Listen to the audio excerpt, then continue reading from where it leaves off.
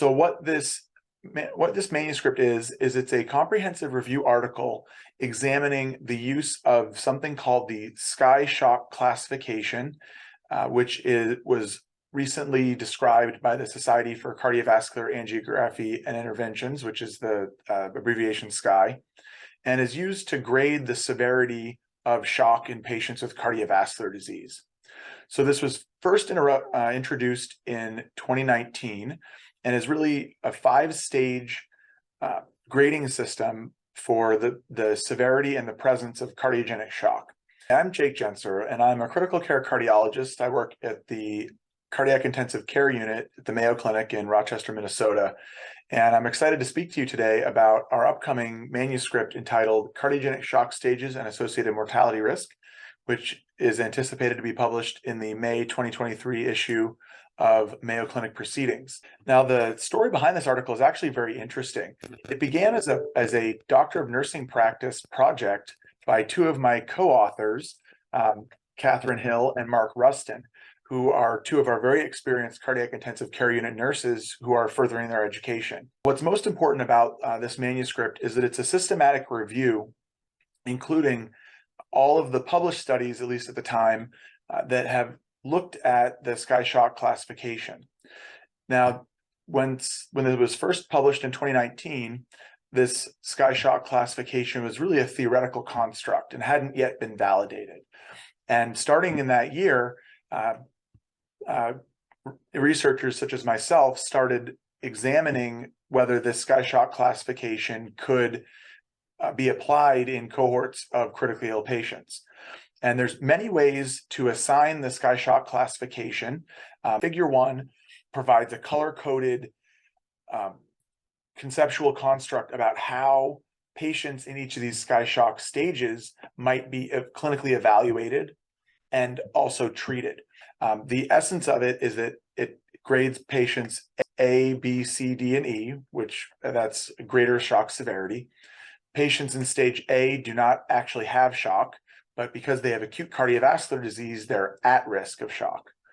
Patients in stage B are beginning to develop cardiogenic shock, and that's manifested by hemodynamic instability, but these patients don't yet have full-blown shock because their tissue and organ perfusion is still present, is still normal.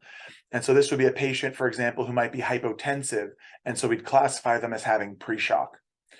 Patients in stage C are said to have classic shock. They have tissue and organ hypoperfusion caused by circulatory failure that requires some sort of an intervention beyond fluid resuscitation. This could be vasoactive drugs or mechanical circulatory support. If that initial therapy for a stage C shock fails and the patient does not improve or gets worse despite that, they're said to be deteriorating or stage D. And in some cases, patients progress to the point of actual or impending circulatory collapse and refractory shock, and we call them stage E for extremis. And without going into this in a lot of detail, I think it's important to emphasize that the intensity of both the diagnostic portion and the therapeutic portion should generally escalate as patients have an increase in shock severity. It's essential to identify potential reversible contributors and to treat those as rapidly as possible before the patient deteriorates beyond the point of salvage. And so what we did is we looked at studies that had examined this risk stratification paradigm in different populations to see whether it actually predicted the risk of adverse outcomes. And it turns out that it is actually a very robust way to predict mortality in many different patient populations. We talk about ways that patients' evaluation and management could be tailored to their sky shock stage. We introduced the idea that the sky shock classification can actually be calculated automatically using modern electronic health record systems. So at Mayo Clinic, we have the Epic Health record system, and we've actually been able to, through some painstaking work of my co-author Parag Patel, as well as Dr. Hill and Dr. Rustin and Dr. Bennett, as part of their work, has been actually to implement a sky shock classification into the Epic medical record. Our second figure in this manuscript is a bit complicated and really goes through the description of how we think about the automatic identification of shock using the SkyShock classification algorithm in our electronic medical record. So again, it's activated in patients who are admitted to the hospital with acute cardiovascular disease who might be at risk. And they get enrolled in the algorithm. Then the algorithm, again, monitors their clinical data and repeatedly runs their clinical data through the algorithm to determine their SkyShock stage. The key thing is to engage the patient's bedside nurse and care team, for example, if they're on one of the non-ICU cardiology floors. Now, once patients progress to true shock and they're in stage C or greater, then typically the cardiac ICU team gets involved. So when a patient is on one of our cardiology progressive care unit services and has an alert for Sky stage C, D, or E, then our cardiac ICU team gets paged. We'll review the chart, we'll interface with the primary service and evaluate the patient to determine what the likely cause is, whether this is a situation where the patient needs escalation of care, what interventions or other diagnostic tests might be justified, again, using the same heuristic and the same general principles as that figure 1. It's important to realize that, like every electronic algorithm, the possibility of false positive alerts can occur. So for example, we had a patient who had a very elevated lactate level, but otherwise clinically was doing quite well. And it turns out that his elevated lactate level was due to a fairly uncommon cause. It was actually released by lymphoma cells. He had a known lymphoma. And this is something that's been a well-described phenomenon that is totally distinct from shock. So even though most people with elevated lactate, we worry about shock, this was an exception. In the end, the goal for this is not only to identify patients with shock as early as possible in the process and get them the care they need, often requiring ICU transfer, but also to engage our shock team. So one of the key things that this SkyShock algorithm in the medical record does is it helps us identify patients in whom a shock team evaluation may be justified. Now, we've used a very high-level, complicated approach using a sophisticated algorithm within the electronic medical record, required really a tremendous amount of effort on the part of my co-authors to make this happen.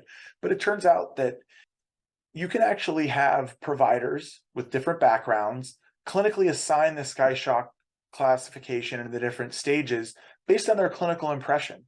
They don't need to have precise guidelines to successfully assign the SkyShock stage. And that's been shown to be prognostically important and very reliable. The true science here would be to examine the change in patient outcomes with implementation of a SkyShock classification driven care protocol.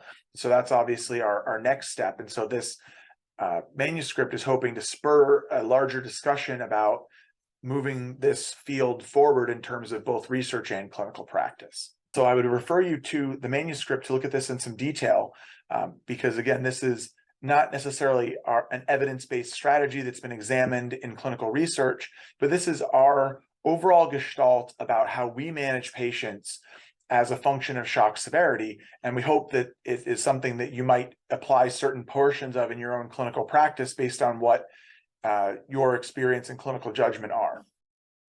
We hope you found this presentation from the content of our website valuable.